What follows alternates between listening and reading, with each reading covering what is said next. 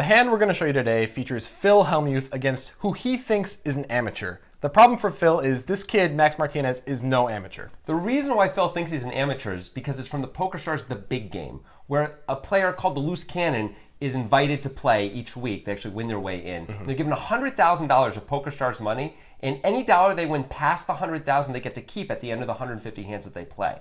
But if they have $100,000 or less, they go home with nothing. Right, and Phil's going to find out the hard way that some amateurs aren't so amateur. Anyway, this hand was suggested to us on Twitter by Peter O'Neill and Adam Sampson. If you have a suggestion for the breakdown, tweet at us. And include a YouTube link. Don't forget about the YouTube link. No, definitely include the YouTube link. It's really important. Please do that. You're right. Also, we're going to break this hand down as we go, so get ready for some breaking down. When I was there, I went to the Roman. They had these Roman, the steam rooms. Oh, man, that's like such a layup. I can't even do it. Max Martinez, the cannon with 10-9 suited. Raises to 1,300. All right, loose cannon. Ace-9 for Hellmuth. Calls. This is one of the best thing we have.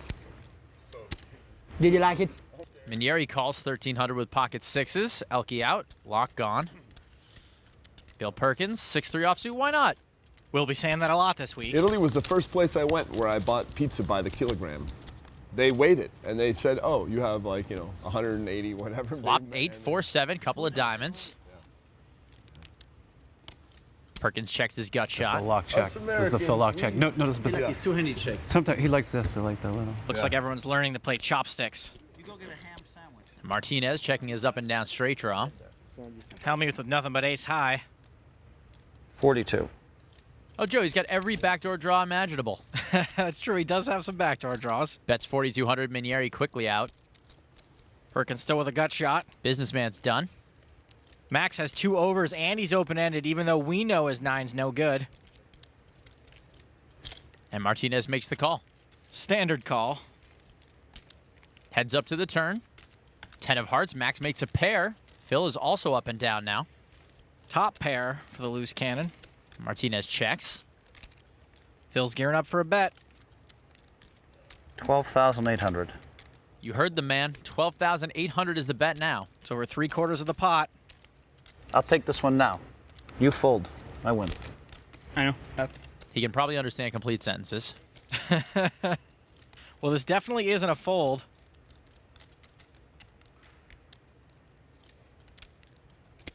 A cannon showing some stones makes the call. So the most notable thing here, in my opinion, is so far Phil Hellmuth has made 2 very curious bets. Yeah. First, there's this bet on the flop. And this is four-handed. He doesn't really have anything. I guess he has the backdoor nut flush draw. It just seems super likely that at least one of his opponents is going to have a hand they're able to continue with, and it's going to be hard for Phil to win the hand. I mean, it is a good flop for Phil's range, but it's also a good flop for Dario Minieri's range. It's a good flop for Bill Perkins' range. It seems like the only guy who has clearly missed the flop would be Max Martinez, since he opened under the gun and then checked. Well, that happens to not be the case. Yeah. He's the guy who has the most equity and is able to continue against Phil in this hand.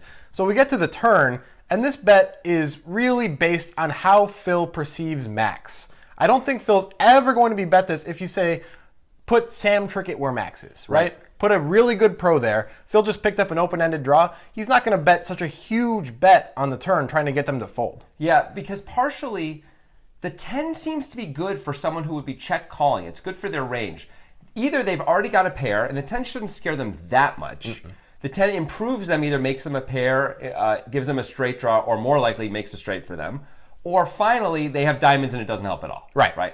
But the only chunk of that is really the diamonds part. But if Phil thinks this guy is a stone amateur, which I really believe he does think this at this point, then he's thinking, this guy's got king queen, he's got ace jack, he's got all these hands, I can just bet and get this guy to fold.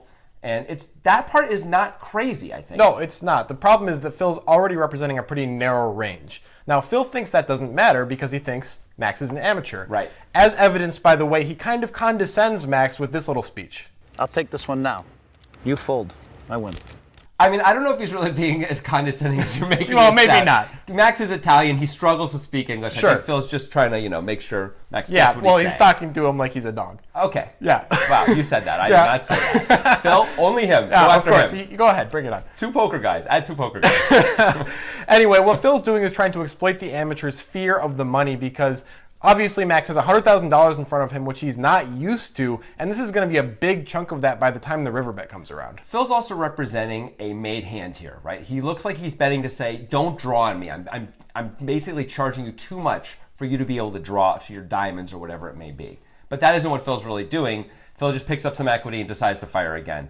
I don't know why he's betting this much. I don't think it's really necessary. I guess he's just trying to get Max to fold like pocket fives or something. Something like that. He just Jack? thinks Martinez was being sticky on the flop, and now he'll fold. I mean, ace jack's going to fold to a much smaller bet anyway, and so is pocket fives. So it feels a little like too much money, but it's fine. Right. The problem for Phil, as we said, is that Max is no amateur, and he's ready for it. Yeah. Also, Max has a hand he could never fold in a million years. Of course. Just, no matter what Scott Huff says, if he says he has the stones to call, no, well, he has top pair and an open and straight draw. That's why He's calling because it's a good hand. Yeah. At this point, Phil should know he no longer has the best hand. To the river, 7 of spades. Phil misses. Max's pair is still good. Looks like he's thinking about betting it. And he does. Fires 15,500. This is a pretty small bet into this pot. It's sort of a blocker / merge. He's trying to bet a little less than what he thinks Phil would have bet. Problem with a blocker bet, though, is that it can sometimes look weak. Raise it. 45,000. Phil raises 45,000 more. Now, Phil's the kind of guy that makes a lot of tight just calls, so this raise is pretty polarizing, which means either full house or nothing. It's a very tough spot for Max since he's the one guy at the table who absolutely cannot reload. If he called here and he was wrong, he'd be left with less than 25K. I know what almost every other loose cannon would do in this spot. Please don't have forceful. What you got? Huh? What you got? To recap, Phil has nothing. And over half his chips in this pot. You got fourth? I might have forceful. I might not. Sick level. Okay, call. Wow. Good call, you win. That pot worth over 160,000 bucks. Absolutely amazing call. Hellmuth looks stunned. Phil is stunned, all right. And if you look back on how this river played out, it's understandable why Phil's stunned, especially because he thinks he's playing against Max the amateur Martinez, not Max the killer Martinez. First of all, Phil didn't think he was getting called by that hand. No. He thought when he was getting called it was probably an overpair or something that the amateur just couldn't find to fold with. It happened to be the very bottom of the amateur's range. Yeah, I mean, at the same point, based on the way Max Martinez played this, he check-called the flop, he check-called the turn. He doesn't even really have an overpair that often. No, right? he really doesn't. So I think from Phil's point of view, he's just thinking, as long as Max doesn't have a 7 and just bets out with a 7 sort of weirdly and randomly, he just is going to fold kind of everything he has here, which is not a crazy thing to think. Right. This all comes back to, though, Phil's misperception that Max Martinez is an amateur who doesn't know what he's doing. Having said that, it's sort of an amateur bet on the river by Max Martinez when he bets 15,500 right here. Right. So we have to ask, what does Max think he's going to get called by that is worse than 10-9 here? And there aren't that many hands. No, there really aren't. I mean, if the 4 paired on the river instead of the 7, now Phil could call you with 7s and 8s. You could be repping missed diamonds at least. But now it's just an 8. That's really the only thing that Phil can have that he's going to call you with, right? Maybe pocket 9s once in a while. Maybe, but would Phil bet either of those hands on the turn, especially to such a large size? Doubtful, right? Very, very doubtful. Not really Phil Hellmuth's style usually. No, so I think Max did make a mistake here with this blocker bet, but that's not really what we're here to talk about. Nope, we're here to talk about the really cool things both players do from this point on. So Phil, seeing this blocker bet and seeing a real legit opportunity here, especially against an amateur, just thinks, I don't know what this kid can call me with, and I can threaten his life essentially by making it 60,000. Right, this is the beauty of the big game. Max Martinez has $100,000 that isn't his, and he doesn't get any more if he loses it. Right. Phil is trying to say, I'm taking all of it, you better not call me. Right, like if Max calls and loses, he's going to have about $25,000 left. It's going to be really hard to make money on the big game from that size stack. He's going to have to double up twice just to get back to even and then try to get into Profitville. Super hard to do against the quality of players. Well, except for Bill Perkins. But Bill Perkins is so fun to have. We love you, Bill, and this was early Bill Perkins. You're better now? Probably. Right? Anyway, so Phil Hellmuth's move here, it's designed to scare the amateur, the perceived amateur, that is. The problem is, there's not that many hands that Phil can represent. Right, so we figure Phil is raising straights, full houses for sure, and probably trip 7s because Max rarely has a 7 in his range when he's opening under the gun. But would Phil have bet a 7 on the turn? Very, very doubtful. I don't think so. So now we're down to like 8-7 and 5-6 and pocket 4s and maybe pocket 8s, right? Jack 9 of diamonds. We can put Jack that, 9 of yeah, we diamonds. can put that one in there. I'll give you that one too. But So- that's kind of it. It's a kind of a razor-thin range, and Max knows this. Phil doesn't know that Max knows this, and this is the problem. Another problem with Phil's bet is the size. Right. Because Phil is indeed threatening Max's life here, and that's problematic because if Phil had a full house, he's going to make it an amount that essentially Max is always going to have to fold to. So Max doesn't fold because he realizes, why would Phil make it so much? Wouldn't Phil make it like 40,000 if he had a straight or a full house? Because he wants to get called, right? Right, you would think that, and there can't be that many hands that Max can call 60,000 with comfortably, you would think, and especially if he is the amateur that Phil puts him on being. This is a problem for Phil. Yeah. He also kind of knows that it's a blocker bet, and that's pretty good by Phil. Yeah. But Max also knows that it's a blocker bet. Right. I mean, Phil is making, I think, a great play against everyone else who would have been sitting in that loose cannon chair throughout both seasons of the big Yeah. game. I think everybody else folds. He just happened to do it against the one guy who's actually a pro.